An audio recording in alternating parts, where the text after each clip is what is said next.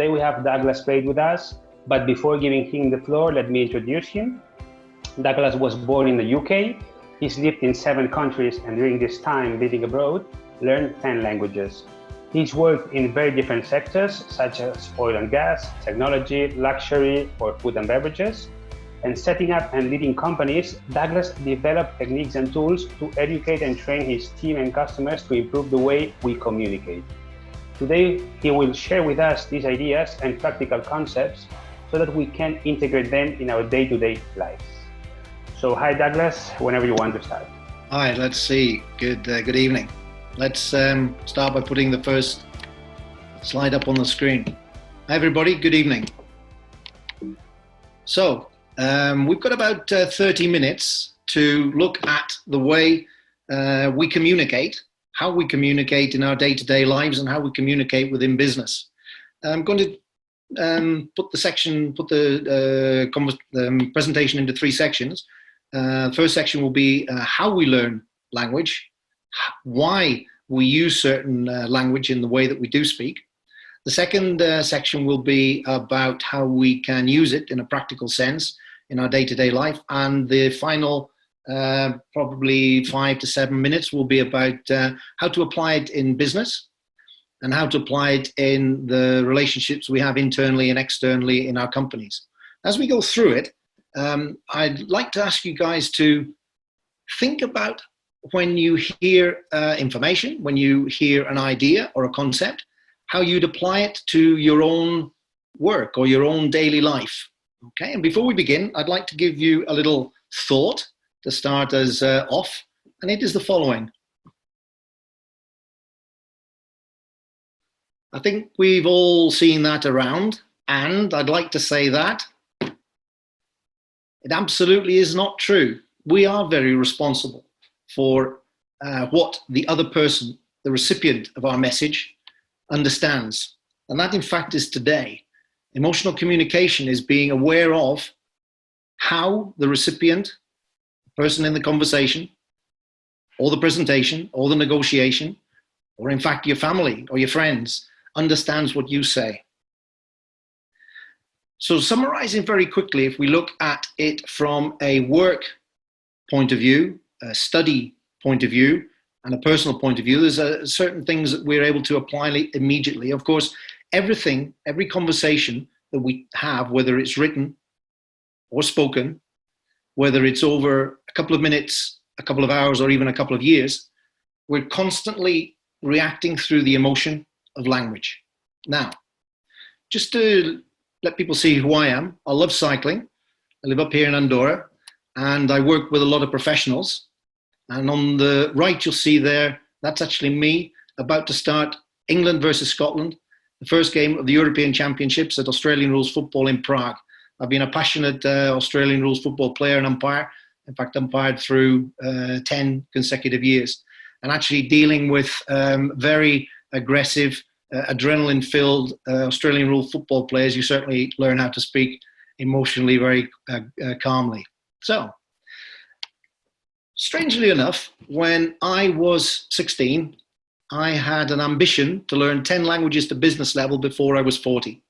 I have no idea where that came from. It just so happened that that's exactly what happened. I acquired 10 languages to business level before I was 40.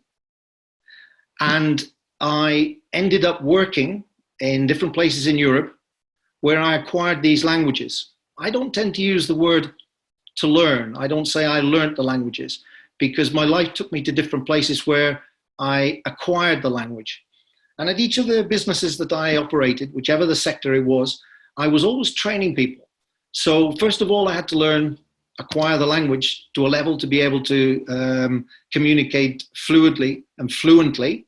I separate those 2 words with the people around me. I also had to dominate the language sufficient to be able to train in it. Now, all that experience has led me to do what I now do now. And I think if Albert and Xavi can agree, I think I've been working with you guys for 3 or 4 years. I've been working with the different classes. And we work through emotional communication.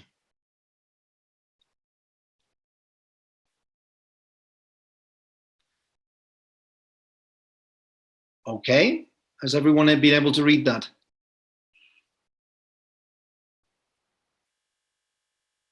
Actually, that's one of the techniques of presenting. And it's rare that you should put up a lot of words. When words are popped up onto the screen, let the audience read it. So that's what emotional communication is. And that's what we're going to be talking about today. The final result is that if we understand how to communicate emotionally, we communicate efficiently. So let's find out how we learn language. Language is sequence of random sounds that we understand from having learned what these sounds mean right from the time that we were born. Our environment around us sends out these random sounds to us, and these random sounds we begin to learn are associated with things, with emotions, with actions, with consequences. And we begin to understand that if we repeat these sounds, then people around us react to the sounds we've made. Now, if we're born in France, we have a completely different set of random sounds than if we're born, for example, in the UK or in Barcelona, or even if we are speaking, for example, Spanish in Barcelona, and we go down and we are in Cordoba, the sounds that we hear are different. Now, what happens is that we go through an emotional process of understanding what these sounds mean. And we relate it to our experience. So we start to generate what we term an emotional dictionary. And this emotional dictionary allows us to understand what people are trying to communicate to us and with us by using these sequences of random sounds. We'll talk a little bit more about that later. So, as we go through life, we build an immense can be 20, 30,000 words made up of sounds, some more than just one sound, which allow us to be able to communicate with those around us. Now, if we take a look at what happens when we communicate, once we've got past the intention to say something, we say a word. We have random sounds, which is our understanding of something we want to communicate. That produces an image in the mind of the recipient of those sounds. Now, the mind goes off and searches for an experience which gives meaning to the sound that that person has heard. And that image then generates emotion, and the emotion a consequence. An example I like to use is that, for example, if a mother has just given birth to a son and hears the word son, it generates a certain emotion within her. However, if a mother has had a child, a son, in prison for 25 years, and someone says son to the mother, it generates another very different emotion. Now, what we've got here is we have a word, an image, an emotion, and a consequence, which we're constantly working with, whether it's in a written or a spoken conversation. A word, our emotional dictionary finds a meaning for it, it generates an image, it then provokes the emotion and a consequence. And of course, if we want to answer, then we use our words back to the person. The same sequence of emotion is generated. So, what that means is that all these words end up provoking, causing perceptions to people. Now, we generate an emotional dictionary within us, a dictionary, and an ability to speak. And that is related to our life. We talk about something which is called fluent specific. Fluent specific is when we learn words related to what we experience. So, for example, I'm a cyclist. I know lots of words to do with a bike. A lawyer will learn another set of words relative to their work. A student studying programming will learn sets of words that are very relevant to his work, his studies, and his hopeful future career. those words are termed fluent specific. Because if I try and talk to someone who's studied programming, I won't understand the words that they say. And that can be represented a bit like this. A doctor doesn't know all the words about how to maintain a car. And a car mechanic doesn't know all the words that a doctor would know. And yet both are regarded as being fluent in their own language, English, for example. So fluent specific is doctor words, or mechanic words. Which means that, and if we think about how we would apply that to business, and we'll talk about that in a few minutes, we are speaking one language, and maybe the recipient is speaking another language. Now, in some languages in the world, and English is not one of them, there is a difference between language and speech. We have two different words, depending in Spanish. In Catalan, we have lenguaje and idioma. In English, we just say language. We could, for example, say speech or speak, and it's not quite the same as lenguaje. So is our language the same as the recipient's language? And that's what we're going to be talking about now. When we speak, we have to listen. And it's always suggested that when we especially are dealing with people around us and we are emotionally aware of how we're speaking, that we should work on the basis of our physical attributes. We have 2 ears and 1 mouth. So let's listen twice as much as we speak. And let's listen. Listening is an active exercise. Listening is when you concentrate on what the person is saying and listen. We tend to have our minds full of all sorts of things going on around us. When things go on around us, we're maybe not concentrating, or we're maybe thinking about how we're going to answer. So I say to people, actively listen. Listen actively. Allow yourself to hear what the other person is trying to say. Now, silence in itself is one of the most important things that we can use in a conversation, because it allows others time to explain what they want to explain. And by being silent and by actively listening, we really connect with the person and we understand what they're trying to say. So just going through that very quickly, again, we use words, which are sounds, to transmit the message, and these sounds are random. These sounds are words, and these sounds are words that the mind goes off to find experiences to make sense of the words. Now, let's move on to the second part of where we begin to put this together through 3 or 4 different practical tools to look at the way that we can communicate with those around us. In English, we're very lucky because, for example, when we are speaking, this inverse triangle indicates the amount of times we should try and think of and use the word you when we're speaking with the other person. The number of times we should use we and I, we should try and avoid all the time. Why do we say this? We say this because I am, everyone out there thinking of that I is the most important person around. I am the most important person to me. And in a conversation, you would be the most important person to you. So if I'm using the word you a lot, you'll be listening. Another little practical suggestion is verbs. If I'm allowed to take a couple of minutes just to explain, verbs are calls to action. When we learn a language, the first thing we learn are nouns. Nouns are the objects. So we learn about a table, or we learn about water, or we learn about grass, or we learn about the sun.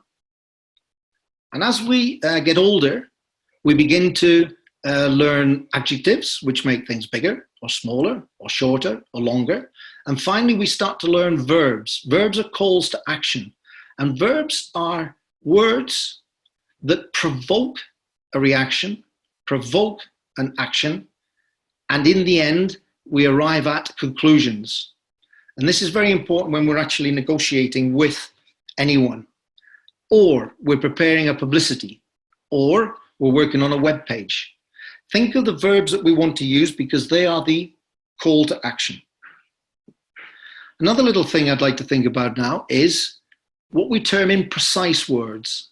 An imprecise word is a word which is relative to me and could be relative to you in a different sense.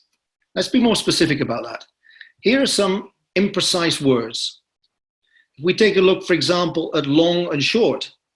How long is long and how short is short? How cheap is cheap and how expensive is expensive? For example, if you are a teacher and you say to your student, be quick. How quick is quick to the student and how quick is quick to you? Here we can make the words precise by saying, hey, Johnny, be quick, be back in 5 minutes. What we've done is we've made the imprecise word, quick, we've made it precise by defining it 5 minutes. And this is very important as well in business when you are maybe asking for a big loan. What is a big loan? Be very specific in the loan if you're talking to the bank. Say exactly how much you want. You want 250,000, whatever it happens to be. Okay? So imprecise words are words you must be very careful with because your long is not equivalent or the same as the long, for example, in the person that you are speaking with. A word but, and we've got about 4 or 5 different little things that I'm bringing into just to let you see how to work things. The word but in all the different languages is actually classified as a negator and eliminator. Now, why has it got that particular term? A negator and eliminator. Negates everything that's been said before.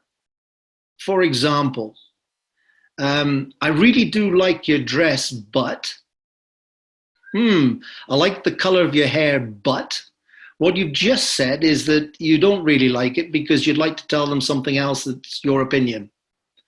And it eliminates because after we use the word but, there is a tendency not to listen completely to what the person is trying to say to us. So, if we eliminate the word but, we actually are able to concentrate more on what people are saying to us because we're not trying to give our opinion to the other person. Little exercise I sometimes give to the companies I work with. I say, eliminate the word but from your vocabulary during a day. See how you can do it. Now people say to me, what do you have to replace it with? The idea here is that you don't actually replace the word but. You explain things from a different standpoint where you open the conversation to allow more discussion. We'll maybe talk about that a little bit later. In fact, that's something that we can talk about at the end in question time. The word problem, no one's got problems. The word problem is a negative. Now, I have to say one thing. When I actually lived out in Leningrad, I had a team there, and I got there for the first week when I actually moved out there back in 1989, would you believe? And I remember sitting down after we'd gone through the coffees of the morning on the 9 o'clock, and the potential people I was going to work with, they said to me, Douglas, through the translator, he said, Douglas, we have 6 problems. And I thought, what? I've just arrived? Nothing's happened. Now, actually in Russian, the word problem is a question. Now, we actually do also have this in mathematics, where we solve problems, which are just basically questions. Another exercise I give is eliminate the word problem completely from your vocabulary. So going around for the first part of this presentation, we are responsible for what we say because what we should and must do is understand the vocabulary that the person we're speaking with understands. If we are a salesman selling a digital platform to a lawyer firm, the words that we use should not be our words. They should be words that the lawyer will understand how to relate the platform that you developed to the business of the lawyer. Which takes us to the soft skills that Xavi spoke about right at the very start. The soft skills are our ability to link with, communicate with, and transmit messages fluently and fluidly to the people we have around us. Now, those people can be our family, it can be business, it can be clients, it can be suppliers, it can be the bank, it can be whoever. So what I'd like to do now is just give a little bit more ideas and details. It'll take about 10 minutes to do this, just to see how you can apply it to your everyday life. So let's assume and let's work from the basis that we are a company, a small company. We can use this, and as I said earlier, right at the start, try and think when we talk about things now, how you could relate it to your own individual workplace or college or studies or even to your family. So, in a company, we have internal and external communication. Internal communication, everyone is working in the company and knows the words, the vocabulary, the technical terms that that particular company uses. And at a meeting, everyone understands the vocabulary they use. Where do we see a difference? Internally, we might see a difference where, for example, if a programmer is explaining something to the accountant, the programmer is looking for a little bit of help on some invoices and some supplies. The programmer can't use programming words if he wants to get, she wants to get an answer from the accountant. In the same way that the accountant, when talking to the programmer, shouldn't use pure accounting vocabulary, should use a vocabulary that the programmer understands. What happens within a company is we all begin to use the same sorts of vocabulary. In fact, we sometimes even invent words for our own product. And that means that communication within a company is fluid. Remember, if someone comes into that company, it may be, even though the person's been in the business sector, that they don't understand absolutely every word that they use. So that particular person might take a short while to be able to bring or incorporate the words into their vocabulary. Now, when we are actually working in the office and we're generating our platform, what's important to do is understand, and everybody understand the same thing, the definition of the product, platform, the goal of the platform, the service the platform actually provides to its clients, and something that is a useful exercise for businesses to do is to ensure that everyone understands exactly what the product or platform or business is. We talk about definition of company. Once people get this definition of the company into their mind, it actually ends up allowing them to be able to focus better on what they're doing. This is a soft skill through the understanding, the internal understanding of the culture of the company. Now, it could be the same thing if you're trying to organize your year's curriculum for the university, or as a teacher trying to define the project for the students. Define exactly, with the simplest words, the project that you have.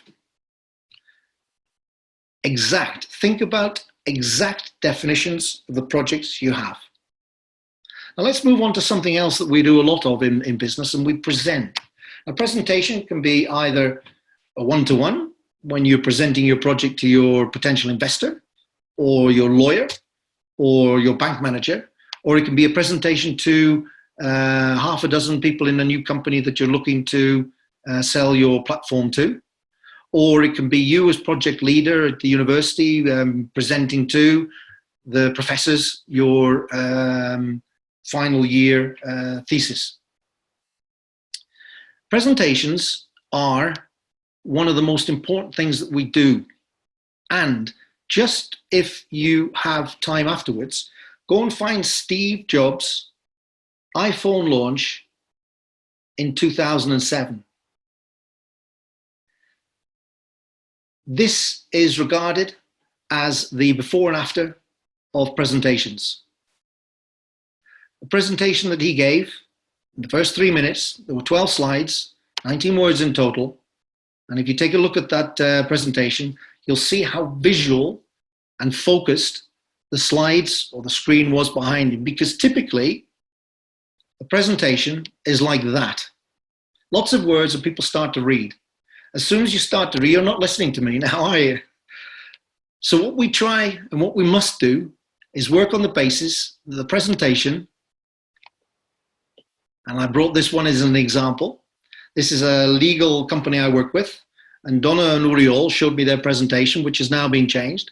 This was slide 5 of their presentation. And slide 5 of the presentation makes you want to read. I guess some of you guys are trying to read that and you're not listening to me. Having talked it through, the conclusion was the following. That was slide 5. What does that allow us to do? If we go back one, the audience reads. They do not listen to Donna or to Uriol presenting their company. If we have a photo, which is just the two partners, and one of the partners isn't there, the other partner is able to explain to the audience who the other partner is, and at the same time, relate the information to the client or to the people in front of them.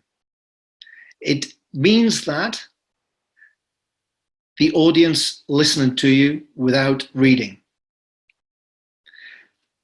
At the same time, keep one thought per slide. What does one thought per slide mean? It means if you want to present your platform, your application to someone, and one of the particular things that the application does is that it increases throughput in one of the parts of production, speak only about input or increasing input at that particular part of production. In other words, talk about red apples and only red apples, and don't talk about green beans and white potatoes. When we talk to the bank and when we talk to investors and when we're presenting, it's more than very important. You are obliged to begin to speak and use the vocabulary that the bank or the investors use. The bank or the investors, they're not interested in that internal vocabulary that you have. They're interested in results. And remember, we talked about the you and the we and the I. If you're talking to your investor, then the you appears a lot in your conversation. It appears regularly in your conversation. Your investment will mean that when you look at the figures in 6 months, you'll be able to see that. Rather than talking about the speed at which the program works and the number of hours that you'd spent in trying to develop it. Contracts. Again, it's exactly the same thing as the banks. Every company needs contracts, whether they're to sell, whether they're to work with suppliers, whether they are to contract in personnel. And a suggestion that I've been enthusiastic about for a number of years is to work with lawyers who understand how to reduce the number of words in their contract. The company that we just saw earlier, Uriol and Donna, they've reduced their contracts from 23 pages to 5 pages, and their relationship contract with clients from about 15 pages down to 2.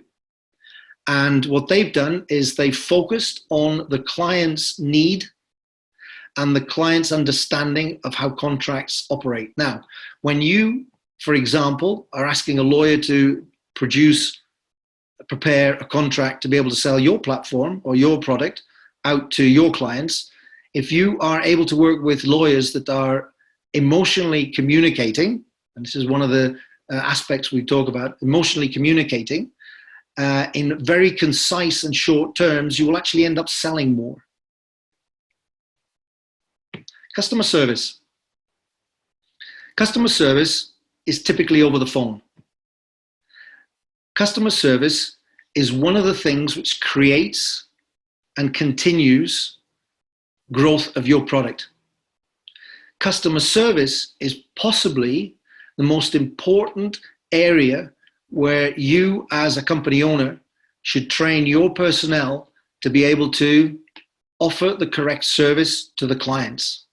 Now, yes, a lot of it is done by phone, A lot of it's also done personally, whether it might be in a shop or whether it's a visit of a technician out to the client, or whether it's installation of a platform remotely to someone's computer, where there is written or spoken communication with the client. It's extremely important to look at how the words, the phraseology, the explanations about your product are conveyed to your client. And in fact, it's one of these things that the companies who invest in training to ensure that their customer service contacts, their personnel, their technicians are fully versed in the way that their clients speak. Remember we said earlier, is the language you speak the language that the client speaks? Social media, my goodness. Social media, especially with the confinement and the lockdown we've had, there's a lot of things going on in social media because of the inability to go off and visit people. Now, the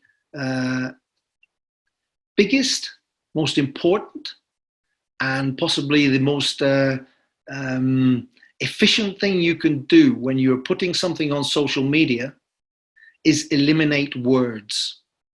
How many of you open up Instagram, look at a photo, there's something below it, an explanation, whether it's a recipe or whether it's about a service that someone's trying to offer, and it's too much to read. So, biggest suggestion here, eliminate words. Write something out and then eliminate words. Keep it very, very concise. Logo and statements. What is a logo and what is a statement? I'd like to give an example here of a client of mine who, when I first saw their logo and statement, their statement said, "We reset your body." Now, when we're trying to convey the information, we're trying to convey the goal of the product or the goal of the service that we're offering to our clients. If we think back to what we spoke about verbs, the verb is a call to action, and we want to eliminate our presence within our client's use of our product. If we eliminate here the word "we" and have a call to action which is reset your body, the power of the message from the company, Dietox, which are diet products to detox your body, changes. Let's take a look. Reset your body. It's a call to action, and it allows the client freedom to choose. Rather than thinking it's the supplier that is in control, now it is the client in control. Now we're almost coming to the end of the session. We've got a couple more, and this is to do with technical manuals.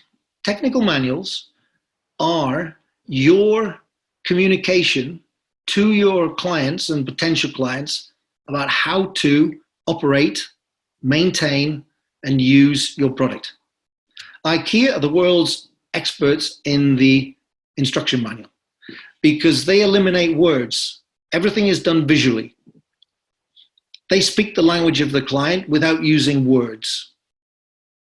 Now, when we change sector, and maybe if we do have a advanced platform to control production in a factory, we will need to have a different form of instruction manual. That instruction manual must speak the language of the people that have the platform installed or the technicians that are maintaining the platform. So I did one example that I have here is Honeywell. If we take a look at the right, there's a lot of words in that particular instruction manual, but those particular words are very, very relevant to and are the vocabulary that the technicians would be aware of. And I think for me, that's the 30 minutes I was hoping to be able to give you some very, very basic ideas about how to communicate. if we take a look at the thoughts that we've got from today, first is to understand what your client or the person with whom you're speaking understands. Are the words I use words that that particular person understands? Is the concept that I'm trying to transmit to that person, does that person relate to it through that person's experience and that person's vocabulary? If the person that we're speaking with, that we're training, that we're trying to sell to, that we're trying to negotiate, is a person that can influence our company, let's make sure that we're talking through the you, we, I basis, where that particular person is the important part of the conversation. And if we are looking for people to react, to act, and to follow through with what we want to do, let's choose verbs that allow and create a reaction. These verbs, they can be, for example, just going back to the idea of the internal meeting. If the CEO says to the warehouse manager, right, okay, what do we have to do to improve the warehouse? That's not really going to get a reaction from the responsible person for the warehouse. However, if we say to them, what would you do to improve efficiency before Christmas? What could we do to restructure the warehouse receiving products, receiving goods? Then the person will actually react to the verb. Now, just last picture, if we're talking about emotional communication, people say that grandmothers with grandchildren are some of the best in emotional communication, because the grandmother is a listener. The grandmother has been a daughter, a mother, and now a grandmother, and very possibly has lots of grandchildren.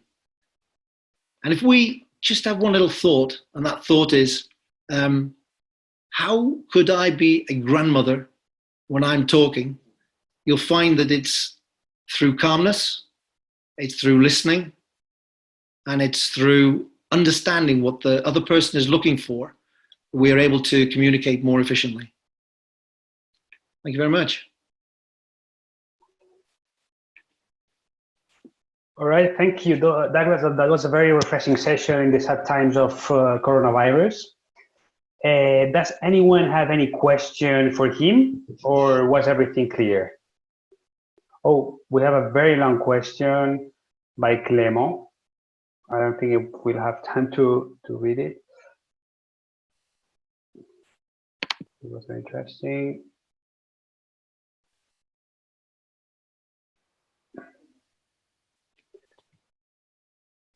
Do you want to read it, Douglas? I'm trying to find it. I've got some questions, Clement. It's on the chat tab on the bottom side of your screen. All right, Clement, thank you very much.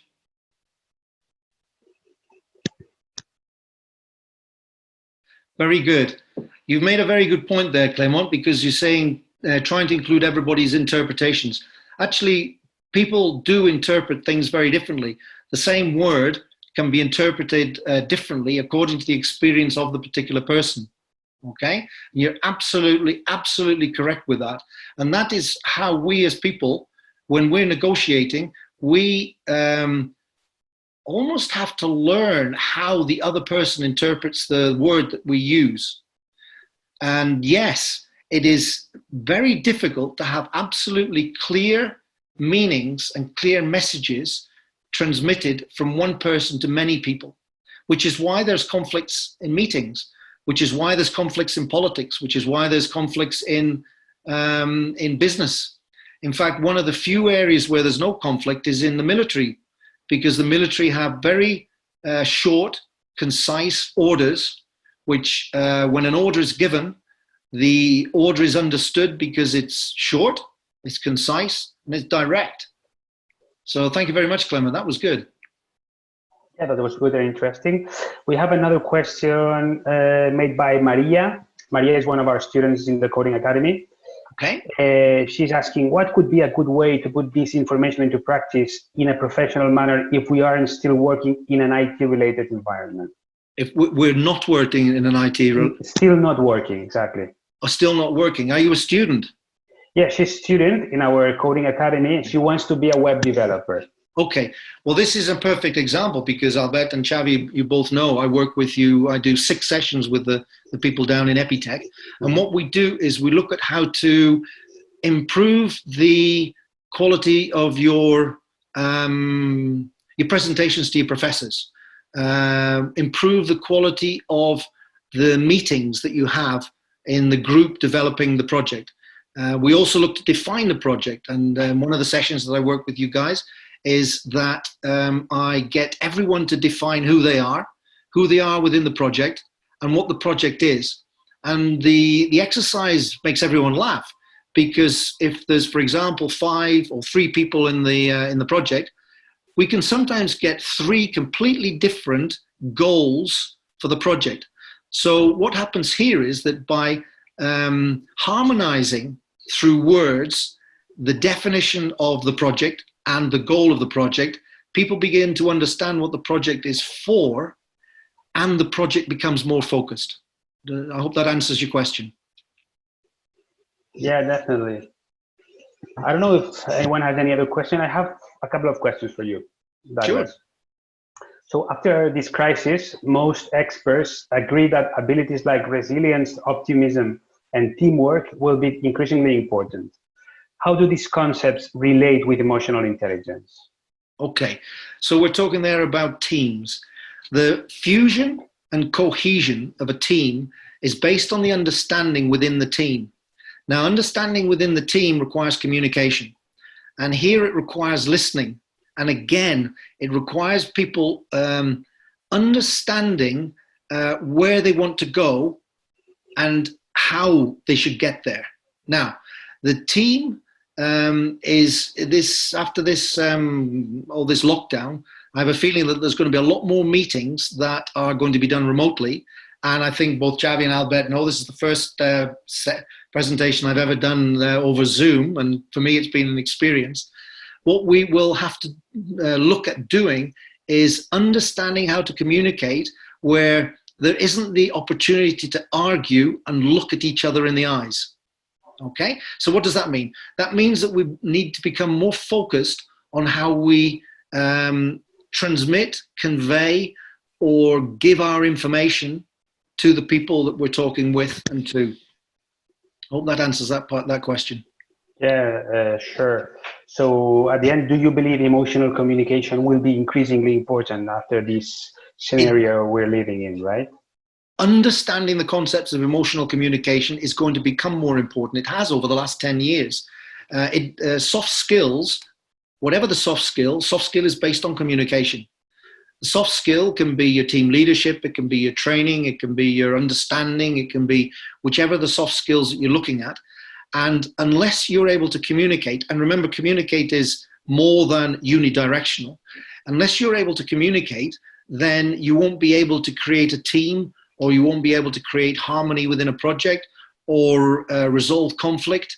It's all part of what has become more and more aware. Success of a company isn't necessarily based on a big whip and driving people towards numbers, sales, or whatever the goals happen to be. The soft skill in being able to work with the team through communication is going to achieve success much more in the future than it has in the last couple of decades.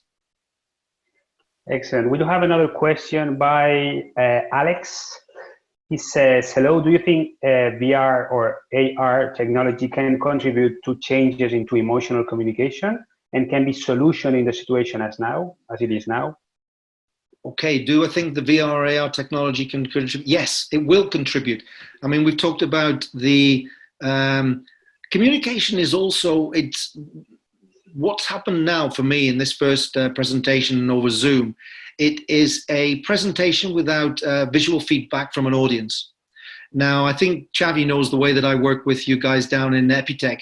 It's a very dynamic style workshop that I run, where people are constantly asking questions. There's exercises, there's put your hand up. I look at people as they look at each other. So the change that we are going to see is, as I said a few minutes ago, learning how to adapt the way we communicate without looking at people in the eye, or without seeing how their hands are moving. For example, Albert, I can't see your hands. And that's right. Now, hands, when I'm watching, when I'm speaking, when I'm showing people doing a session down in Barcelona, I constantly look at head angles and hands. And that tells me how people are reacting to the information I'm giving. So the information we give out, VR and AR technology, means that the information has to be purer and more concise. Does that make sense? Yeah. Who asked the question there? Alex. Alex. Does that make sense, Alex? Yeah, definitely. I think so. And he's asking another question. What is your opinion about the approach to use VR and AR to substitute emotion transmission? Emotional transmission. The thing is here, okay, Alex, that's a good question, because the emotion always happens. Remember I said earlier about a word. A word is a sequence, it's a sound, it's random sounds that have been joined together. What actually happens, remember, that we've created written language. So what happens is that the random sounds that we would speak have now been put down into a code, which is words, which is written, which is, if it's English, then it's English. If it's French, it's French. If it's Russian, it's Russian. So when we say a word, our brain still goes off and finds an experience to make sense out of the word that we've just read. Because when you read, your mind actually, when you read, your mind hears it. And when it hears it, it goes and looks for the experience to make sense out of the word. So we won't substitute emotional transmission. We'll modify emotional transmission. And here we have to be much more concise and pure in the way that we, for example, write a message. Again, does that make sense, Alex?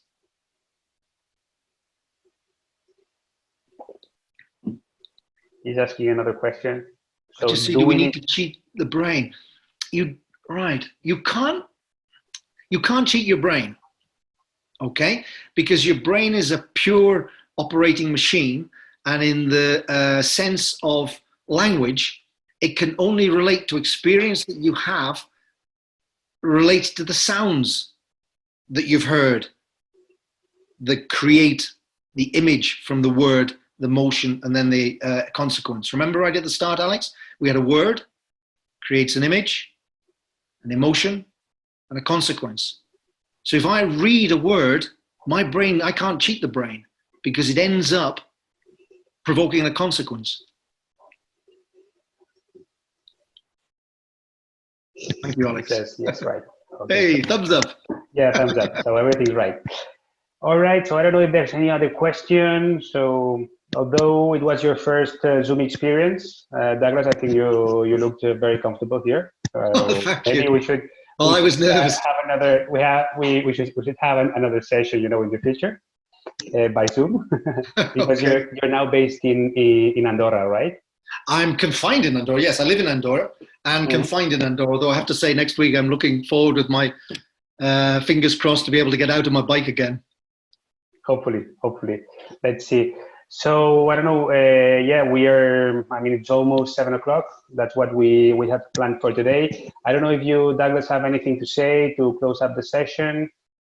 I think if we think back to some of the little things I've given, then today it was trying to resume maybe a dozen different sessions down into one very quick session.